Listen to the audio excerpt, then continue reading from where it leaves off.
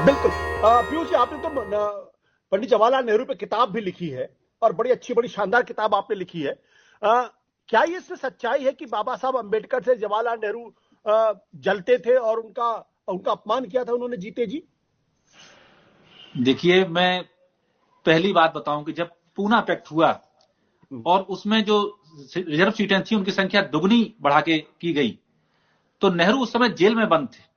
वहां उन्होंने कहा कि दलितों के लिए दुगनी क्या और जितनी भी देना हो उतनी दी जानी चाहिए, क्योंकि 5,000 साल का अत्याचार है, तो उनके लिए तो आप जो भी करते हैं वो कम है। एक बात।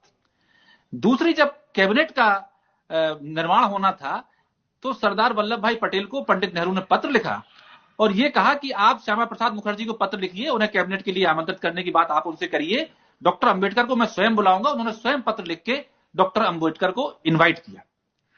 तीसरी बात, अन्य विषयों पे उनके मतभेद हो सकते हैं या नहीं हो सकते हैं, लेकिन सेकुलरिज्म पर और जो ये पूरा का पूरा जातिवाद है, इस पर तो नेहरू और अंबेडकर बिल्कुल एक साथ खड़े।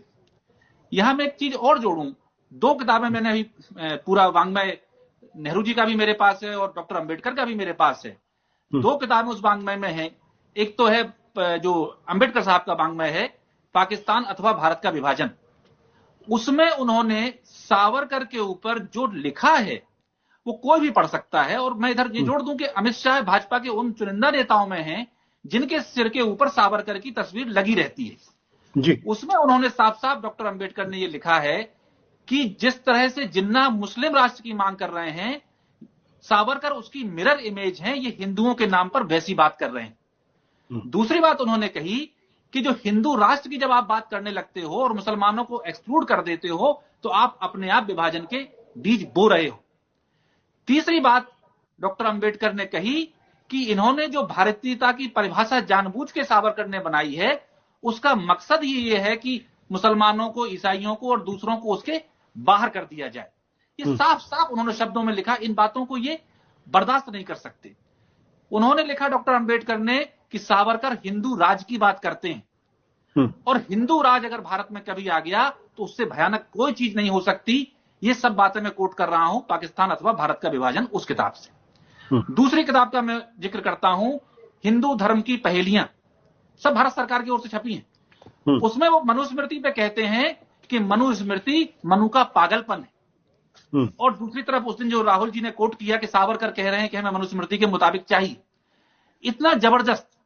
अब आप नेहरू जी पे आइए, तो जब ये हिंदू कोडबुल का पूरा मामला हुआ तो नेहरू जी और अंबेडकर साहब दोनों कंधे से कंधा मिलाकर खड़े हुए हैं। जाहिर है कि नेहरू सदन के नेता हैं और उन्हें सबको साथ लेके चलना है। देश में कांग्रेस एक अम्ब्रेला पार्टी थी, तो जो सामाजिक न्याय वो चाह रहे थे डॉक्टर अंबेडकर के आज की तारीख में आ जाए, उसको 10 साल बाद या 1 साल बाद या 2 साल बाद सबको लेके चलने में होता, वो हुआ। लेकिन मत भिन्नता कहीं नहीं हुई उस मामले में और वो बराबर साथ खड़े रहे। और एक बात मैं पूछता हूं कि उस संविधान सभा में तो कांग्रेस पार्टी का प्रचंड बहुमत, अगर बहुमत जैसे शब्द कहें, लेकिन तब स्वयं महात्मा गांधी ने सरदार पटेल और जवाहरलाल नेहरू को अपने पास बुला के कहा कि आप उसमें डॉक्टर अंबेडकर को जरूर रखिए। उनकी आर्थिक योग्यता और उनकी संवैधानिक विशेषज्ञता और वंचित तबके के मसीहा की जो उनकी हैसियत थी, इसलिए उनका कोई बहुमत नहीं था, उनकी पार्टी के बाद बहुत बड़ी संख्या नहीं थी, लेकिन उनका वैचारिक और बौद्धिक स्तर इतना ऊंचा था कि स्वयं गांधी जी ने इन दोनों से कहा कि आप उन्हें लीजिए। और वो आज आप कल्पना कर सकते हैं कि आज 240 सीटों वाली भाजपा किसी, मैं कह रहा हूं अंबेडकर साहब के पोते ही है आज, या कोई बहुत बड़ा दलित चिंतक है, उससे कहे कि वन नेशन वन इलेक्शन पे तुम आओ पार्लियामेंट में और तुम ये सब चीजें फैसला करो। आप उस कल्पना करिए कि बहुमत है, जेल में 10 साल नेहरू रहे, गांधी जी रहे, पटेल रहे, तब भी उन्होंने कहा कि सबसे वंचित तबके के व्यक्ति से हम इस संविधान का ड्राफ्ट तैयार करवाएंगे। और 3 साल तक करीब चर्चा होती रहती है और डॉक्टर अंबेडकर ने कितने लंबे लंबे व्याख्यान उसमें दिए हैं। तो वो एकता है। अब तो ये बताने के लिए कहेंगे, लेकिन जो हिंदू राष्ट्र के खिलाफ हमेशा डॉक्टर अंबेडकर रहे और वो चिढ़ रही है। और आप तो स्वयं, आपको आशुतोष जी याद होगा कि जब आरक्षण विरोध का आंदोलन 90s में चल रहा था तो क्या आरएसएस, हिंदू महासभा, ये विश्व हिंदू परिषद और भाजपा के लोग पर्दे के पीछे से उसके पीछे नहीं खड़े हुए थे? क्या इन लोगों ने पूरा उस आरक्षण को रोकने की कोशिश नहीं की? अंत में वो आरक्षण जैसे भी वो नरसिम्हा राव की सरकार में आया।